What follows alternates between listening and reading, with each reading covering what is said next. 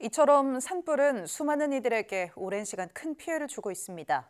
앞서 보셨듯이 강릉 산불 피해 주민 역시 민사소송을 벌이고 있는데요. 피해 배상이나 실화자 처벌은 제대로 이뤄지고 있을까요? 이어서 지환 기자의 보도입니다.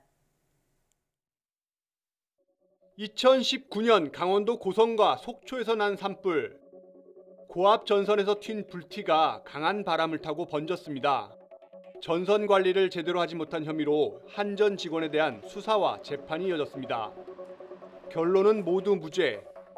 1심과 2심, 대법원 모두 직원 과실로 볼 수 없다는 판단을 내렸습니다.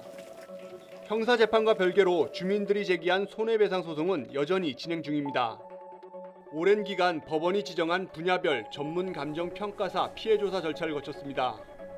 그렇게 나온 감정 금액 가운데 1심 법원은 한전 책임을 60%로 못 박았습니다. 피해 주민들이 판결에 반발하는 이유인데 산불 발생 5년이 지난 지금도 항소심 법정에서 공방을 이어가고 있습니다. 지난해까지 최근 10년간 난 산불은 5,600건이 넘습니다. 이 가운데 33%는 등산객 실화, 나머지 25%는 논이나 밭, 쓰레기를 태우다 발생했습니다. 과실 또는 부주의든 방화든 모두 처벌 대상.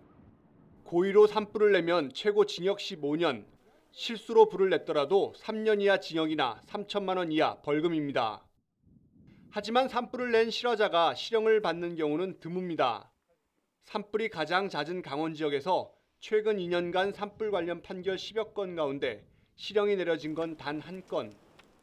재작년 강릉 옥계 산불 당시 토치로 집에 불을 붙인 60대 방화범을 빼곤 나머지는 모두 집행유예나 벌금형이었습니다.